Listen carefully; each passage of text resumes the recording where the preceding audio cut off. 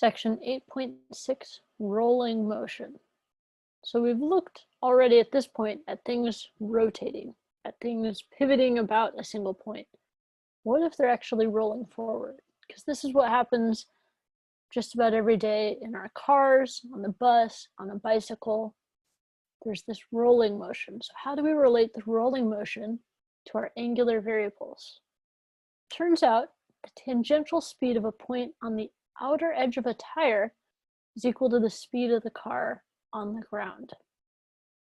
So if we imagine a car, this is a nice sports car here, convertible, and it's moving with a linear velocity v to the right. It's in the positive direction. We could follow a point on the ground and we'd see that that distance d is the exact same distance as the distance along the outer edge of the tire, given by the arc length there. So from A to B, for the wheel to roll forward, it's going to roll up to point B, and that distance traveled, because there's no slip here, is just going to be exactly equal to the outer distance of the tire. What does this mean? This means that the linear speed of the car moving forward is going to be equal to the tangential speed on the outside of the tire. So we can set our linear speed v, which notice does not have a subscript, equal to the tangential speed at that outer edge. In other words, we can calculate the linear speed of the car if we just know the radius of the wheel times the angular speed at which the wheel is turning. Similarly, we can calculate the acceleration of the car if we know the angular acceleration times the radius of the wheel. Yet again, this comes from the fact that the main acceleration of the car, of it, say, accelerating forward to start moving faster, taking off at a green light, it's going to be equal to the tangential acceleration at the outer edge of the tire. This gives us another way to connect our angular variables, not just to our tangential variables, but to our linear variables for this forward motion of rolling. Really cool. Let's try it out with an actual example. Example 8, an accelerating car. Starting from rest, the car accelerates for 20 seconds with a constant linear acceleration of 0.8 meters per second squared. The radius of the tires is 0.33 meters. What is the angle through which each wheel has rotated? All right, let's check this out. First off, what does this problem tell us? Well, there's a few things in here, right? First, if we just look at numbers, we have 20 seconds. So that's going to be a time. Great. Other numbers, there's this 0.8 meters per second squared. And what kind of acceleration is that? We know that since it's something over second squared, it's an acceleration. It tells us that is the linear acceleration. So I'll just write that as an A, moving forward. Okay, and then it gives us also the radius of the tires. Great, radius of the tires, 0.33 meters, awesome. And what are we solving for here? It says we want to find the angle through which each wheel has rotated. So that sounds like we're looking for angular displacement, theta.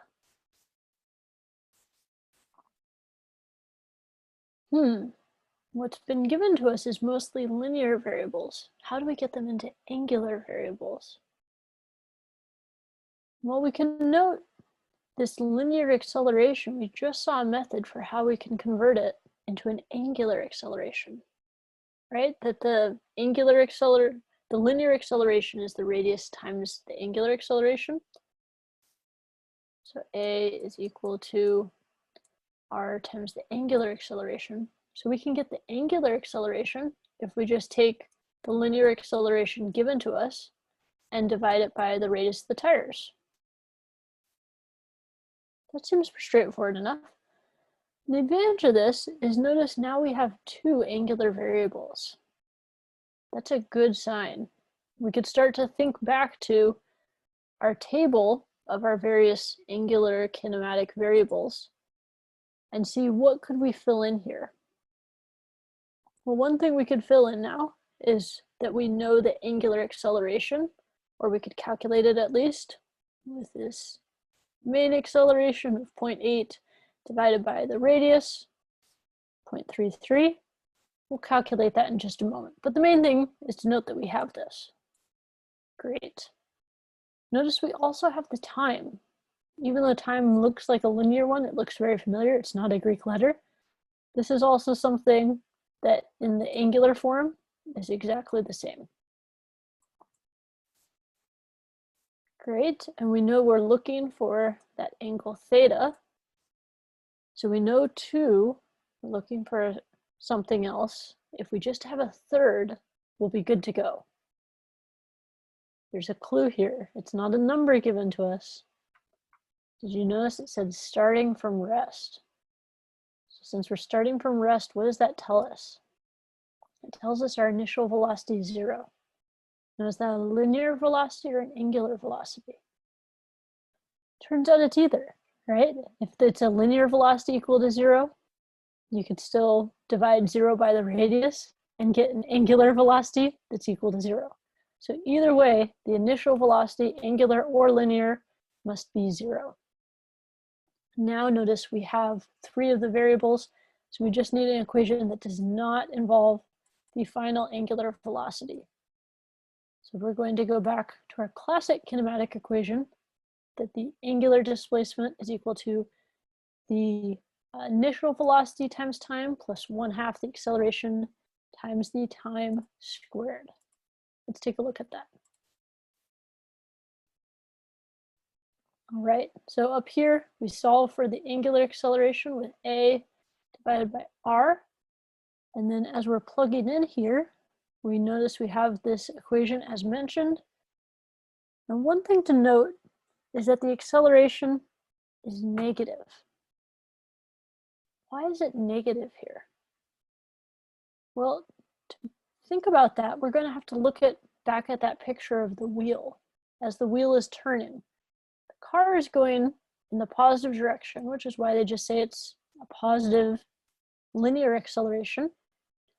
But what way is the wheel turning to make the car go forward? Notice the wheel is turning in this clockwise direction.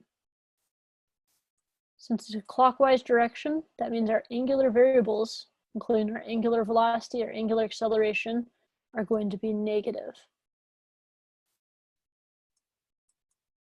We don't have a final angular velocity written in here. If we did, it would also be negative. So that's just a minor detail to plug in. Again, it's not critical because you could specify that the clockwise direction is actually positive and it would work out just fine. But to match the answers in the book, you're going to need to follow this convention.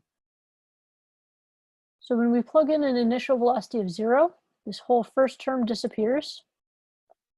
Then we have 1/2 of that negative 2.42 radians per second squared that we calculate above with the negative sign added in front, and then multiplied by 20 seconds squared.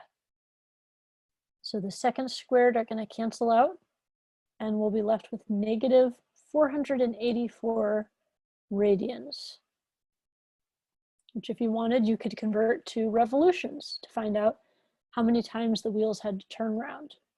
This could be useful if you are a mechanic or an engineer that cares about the details about what kind of rotations the wheels go through and want to optimize the efficiency there.